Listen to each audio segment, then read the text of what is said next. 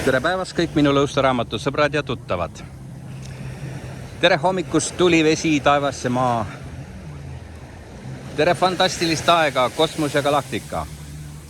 Kahjuks see fantastika ümbritseb praegust mind, mitte kogu maailma.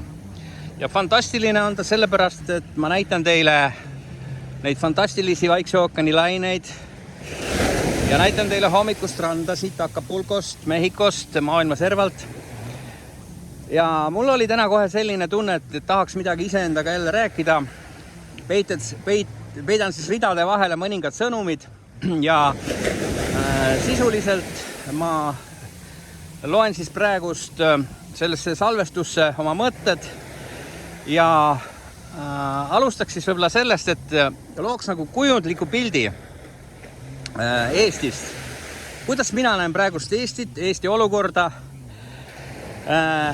läbi kunstilise fantaasia ja see oleks siis järgmine. Olete sõitnud ilmselt välismaal palju, kus on suured ringteed ja kus on näiteks väljasõiduks 6 varianti. Eesti asub selle suure ringtee keskmes. Hästi suur ringtee, no kujutage ette, hästi suur ringtee, kogu Eesti on suur ringtee, aga väljasõite ringtee pealt ei ole mitte 6, vaid väljasõite on 21. 21 väljasõitu on sellest ringist ja kogu Eesti elu keerleb ringiratast. Ringiratast, kogu aeg muudkui keerutame ringiratast. See on nagu see vene anekdoot oli eestlastest, et ne bolše tri kruga või kuidas ta oli, kes teab, see teab. Ja ühesõnaga riik nagu keerleb selles ringis, tahab nagu välja sõita. 21 väljapääsu on, aga iga väljapääsu juures on silt, siis õnnelik tee tulevikku. No ja kujutage ette, kui te olete juba ühe ringi ära teinud, teise ringi ära teinud, iga väljapääsu tee otsa peal on silt, tee õnnelikku tulevikku, siis teil hakkab pea lihtsalt ringi käima ja seda õnnelikku teed tulevikud ei oska valida. Mis tähendab tegelikult seda, et viimased 30 aastat on sisuliselt Eestil puudunud strateegia ja kuidas seda võib-olla öelda, kontseptuaalne lähenemine tulevikku, kaugesse tulevikku. Ma olen mitte tihtilugu, et paar korda küsinud, rääkinud, et missugusena te kujutate ette vanaisasid ja vanaemasid Eesti tulevikust veel sündimata lastest, kes saavad kunagi vanaisadeks, vanaemadeks. Mitte keegi ei osanud kaasa rääkida, mitte ühtegi kommentaari ei olnud. Mind peeti lolliks, et ma sellise nii-öelda küsimuse püstitasin, sest kõik tahavad elada täna ja praegu. Mitte keegi ei mõtle, missugune elu on teie pisikestel lastel praegust siis selles eas, kus nad on ise juba vanaemad, vanaisad. Aga see on jah veidike see teine teema, ma tahtsin sellest ringteest edasi rääkida. Ja kujutage ette, kui te nüüd keerutate mööda ringteed, siis pea hakkab ringi käima, te kukute sinna ringi sisse, seal käib omasoodu elu ja sellest ringist siis ringteest lendavad üle sellised vanasti kutsuti metsavahilennukid, propellerlennukid, mis tiirutasid Tartu, Pärnu, Tallinna kohal, tegid huvireise inimestele. Ja nendest lennukitest puistatakse teile ilusaid loosungeid, lipikuid, vahel eurosid, dollareid ja siis kõik jooksevad just selle tee suunas, kust väljapääsu suunas või kuhu väljapääsu suunas see lennuk üle lendab. Aga saades need dollarid ja eurod ja need paberilipakad ja reklaamplakatid kõik kätte, siis nad näevad, et sellel õnnelikul teel ei ole lõppu, et see viib kuskile tundmatusse. Siis pööratakse ots ringi ja tullakse tagasi sinna ringi sisse, sest seal ringi sees käib melu. Tantsulka käib juba 30 aastat. Aga väljapääsu ei ole. Mitte keegi ei tea, miks või mitte keegi ei tea, mis on väljapääs, missugusest teed välja minna. 21 tee otsa ja sisuliselt kõik on nagu kanad, kellel on pea otsast ära löödud, kes teevad veel viimaseid neid siputusi, kes on maal taludes kanad tapnud kunagi, kanal, pardil, ma ei tea, kellel iganes, pea otsast maha löönud või hanel, siis ta siputab, sapsutab veel, noh, kuked vist teevad seda kõige rohkem, sest neil on seda väge ja energiat looja poolt rohkem antud. No vot, Eesti on ka nagu pea maha löödud kukk praegust ja jookseb kogu aeg ühes suunas, teises suunas. Ühelt poolt antakse siis lennukeid, teiselt poolt tanke, kolmandalt poolt toitu, neljandalt poolt eurosid, dollareid. Nüüd antakse migrante, käed püsti, jookseme, sest lennuk lendas üle, andis jälle suuna kätte, kuhu poole joosta. Jälle sealt on midagi tulemas. Aga sellist süva filosoofilist tulevikku ei ole mitte üks Eesti parteipoliitika ega mitte üks Eesti hiilgavaju välja käinud. Missugune võiks siis olla see väikene pisikene põngerias, kes täna küsib oma ema-isa käest, et kas sõda tuleb meil, mis me peame tegema, vaatab hirmunult seda solgikanalit, solgitoru, et missugune on tema tulevik siis lähiajal ja missugused nad võiksid siis välja näha, kui nemad on vanaemad ja vanaisad ja nende lapsed ja lapselapsed. See täielikult puudub. Ja seda ei saagi kunagi olema, sest Eesti on läinud kogu maailma hüsteeriaga suurte riikide, nende globalistide pande, Bilderbergide, Rothschildide, Rockefellerite pande tuules, liberaalse maailmakorra, uue maailmakorra teed ja ega pea maha löödud kukkel ei saagi mitte midagi muud olla, kui võetakse need viimased suled ka veel, riibutakse ära, kõrvetatakse ära, tükeldatakse ära pannile ja ta läheb kellegile toiduks. Nii on ka praegu olukord Eestis, sest ma ei hakka rääkima headest, halbadest, filosoofilistest, ideoloogilistest asjadest ega nendest põhjustest ega probleemidest, mis praegu, mille eest rahvas seisab, aga ma tuletan teile ühe asja meelde, et nüüd millegipärast enam ei ole Mehhiko õlleviirust. Mehhiko õlleviirus on kadunud, haitunud ja ma ei ole siiamaani mitte kellegilt saanud teaduspõhist selgitust, kus ta kadus seoses selle põgenike massi sissetulekuga ja seoses Ukraina sõjaga. Seadused kõik olid vastu võetud, seadusi ei aktsepteeritud, ei saadetud ühtegi politseiüksust välja inimesi ruineerima ega inimestele nii-öelda kohta kätte näitama ei kusagil piiri peal, ei siin või seal.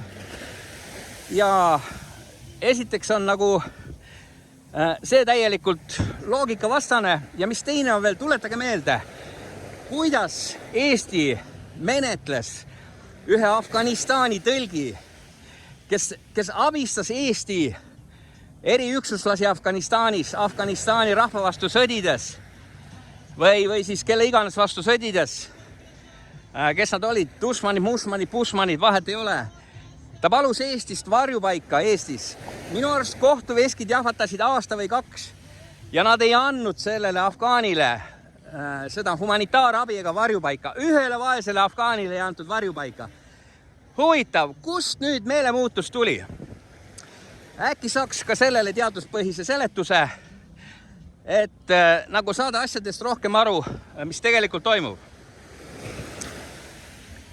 Ja see oli nagu selline esimene sissejuhatus, et mis Eestis toimub, kuidas mina näen seda niimoodi kunstipäraselt, filosofeerides, visuaalselt, kaugelt, unenägudes, reaalsuses, kuidas iganes. Aga teine asi on see, et ma tahan öelda, miks see asi kõik nüüd juhtunud on. Väga selgelt on juhtunud see sellepärast, et see meenutab mitte teist maailmasõda, teise maailmasõja algust, vaid esimese maailmasõja algust, kus inimestel oli meelest olid ära läinud suured sõjad. Miks NSV Liidu ajal ei läinud tuumasõjaks ja miks on praegust oht tuumasõjale? Räägin ka lühidalt selle ära, mis võib juhtuda, või tähendab, mis suure tõenäosusega võib juhtuda, kuid mis on selle põhjuseks? Põhjuseks on see, et see põlvkond, kus me täna elame, ei tea, mis on sõda. See põlvkond teab ainult politsei eriüksuse selliseid välkoperatsioone alates Toompealt kuni lõpetades seal kuskil, ma ei tea, Iraagis, Afganistanis kus iganes Kapa-Kohilas. Minnakse välja, sõidetakse Lux Mercedes bussidega täis relvastatud nii-öelda varustuses kohale. Ruineeritakse ajud läbi, tehakse oma aparteidi toimingud ära, tehakse kõik fašistlikud toimingud ära ja ongi võit käes. Võid minna oma nii-öelda üksuses duši alla, varbad puhtaks pesta, küüned ära lõigata, tagumik puhtaks, pea puhtaks ja koju ilusti naise kõrvale laste juurde tuttu, sest missioon on täidetud. Aga tegelik sõda ei ole selline ja kuna meie põlvkond ei tea, mis tegelikult tähendab selline sõda, mida te nüüd Ukrainas näete, mida tähendavad raketilöögid, kus pommitatakse lihtsalt lambist maatasa, mis tahes üksus nimega annab, kas Ukraina, NATO sõjaväebaas, mingi, ma ei tea, inkade maiade sõjaväebaas, pole vahet. Pool tundi ja kõik on maatasa. Circa 200 hukkunut. Vot see on sõda. Ja sõda on see, mida teile Solgitorust nüüd iga päev näidatakse neid ahervaremete pilte, sest millegipärast on kogu maailma sellel uuel põlvkonnal vaja seda sõda, sest nad arvavad, et see on nagu välkoperatsioon, mida nad on siiamaani harjunud tegema erinevates riikides. Läheme loeme üles siis need USA missioonid, Euroopa missioonid, NATO missioonid ja loodetakse selle peale, et mida rohkem sõjahüsteeriat, mida rohkem hirmu, seda kõike, seda kiiremini see lõpeb. Aga ei, inimesed, probleem on selles, et maailmas inimestel, uuel põlvkonnal ei ole enam mitte mingisuguseid väljavaateid. On ainult jäänud suur ringtee, 21 tühja sisulist teed, millel ei ole ühtegi silti, kuhu poole minema peaks, välja arvatud õnneliku tuleviku poole. See tähendab seda, et nägemust ei ole, missiooni ei ole, kõik on ammendunud, kapitalism on ammendunud, Mehhiko õlleviirus ammendus ka nüüd. Ühesõnaga, praegus käib impeeriumite, tsivilisatsioonide kokkupõrge hukutamine, kes tahab uut maailmakorda luua, see on mingi rohepöörde, ma ei tea, mis iganes pöörde alusel, ka nende projekt ei õnnestu praegust, seega jääb üle ainult kollaps ja kaos. Et see on see põhjus, et inimestel ei ole missiooni. NSV Liidu ajal ei tulnud tuumasõda sellepärast, et põlvkond, kes NSV Liidus elas ja üles ehitas NSV Liitu, püüdis läbi saada diplomaatiaga, sest nad teadsid, mida tähendab sõda. Kõik olid kas lapsena sõja üle elanud või siis terve perega nende esivanemad selles sõjas olnud suurte kaotustega. Ja nad ei lasknud seda asja sõjani minna. Ja see ei olnud ainult NSV Liidus, see oli ka Euroopas, sest Euroopa elas läbi suure sõja, teise maailmasõja, esimesest maailmasõjast siis rääkimata.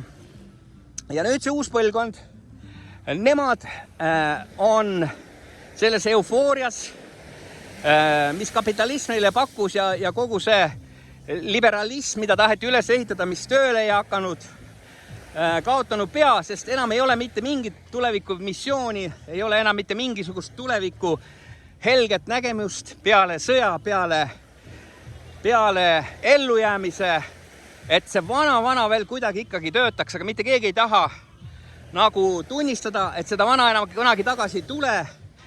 On tektooniline nihe maailmas praegust toimuvast, tektooniline pööre ja sellega seoses sisuliselt hukkub kogu liberaalne projekt, kogu kapitalismi projekt. Venemaal on tänase seisuga Moskvas, Venemaal on kapitalism 3 päevaga kokku varisenud, täielikult kokku varisenud.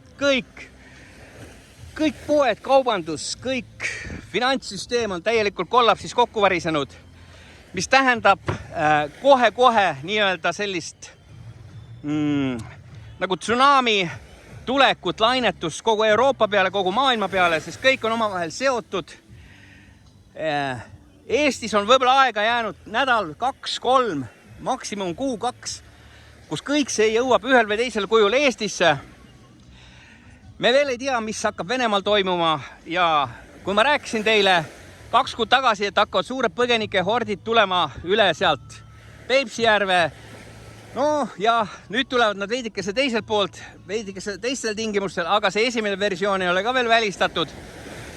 Ja praegu käib massiline Venemaalt lahkumine, veel kes midagi päästa suudab, 1-2 päeva on neil aega jäänud selleks. Mis siis nagu edasi võib juhtuma hakata? Tähendab,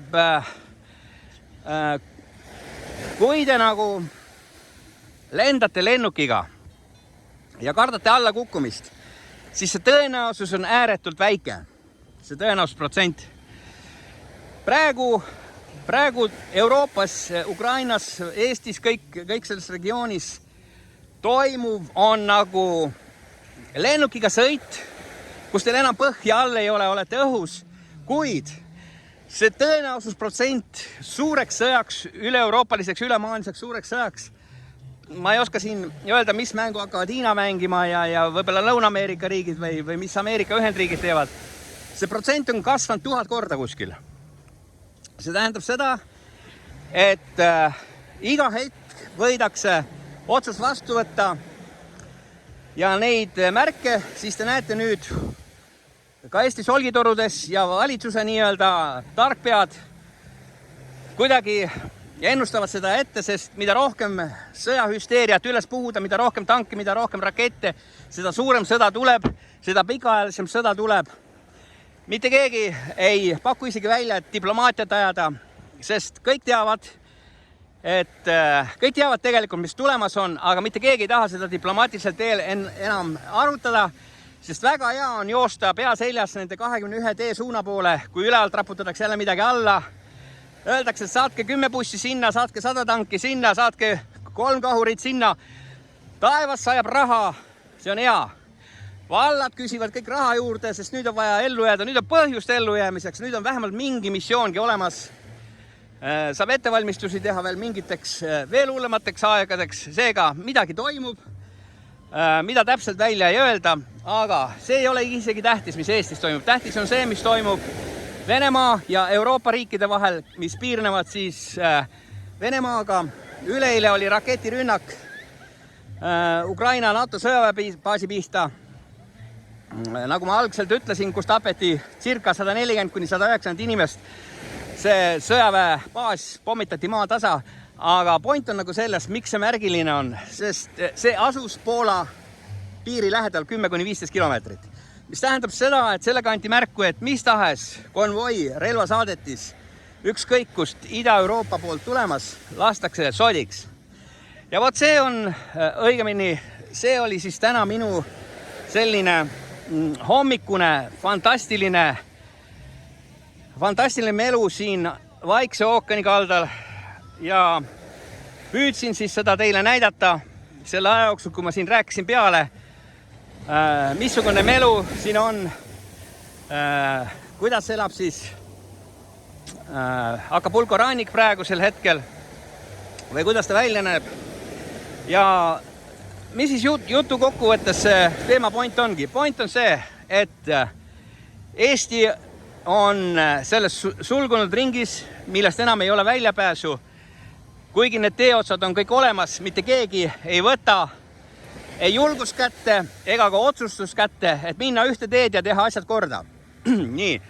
Teine on siis see, et miks on siis praegust see suure sõja oht vägagi võimalik. Sest inimestel puudub missioon, eelkõige vaatame siis eestlasi, Eesti missioon puudub, tulevikumissioon puudub, mitte mingit tulevikuprojekti, ülesehitusprojekti ei ole. Lillad projektid, liberastide projektid, ütleks veel mingid, et tastide, lastide projektid on hukkunud. Kõigil on hirm pükstesse pugenud ja ega jäägi muud üle, kui siis kas kuulata siis neid käske, mis sealt ülevalt poolt tulevad, oodata uut lennukit, mis üle lendab. Kahjuks nüüd metsavahilennuk on juba asendunud reaktiivlennukitega, pommitajatega ja rohkem ma ei oskagi midagi öelda. See ongi reaalsus ja see on reaalsus läbi minu kunstilise fantaasia, filosoofia, nii et ärge pange pahaks, kui keegi jälle solvus, aga kunst on maailmas lubatud, sõna on vaba, vähemalt siin rannikul.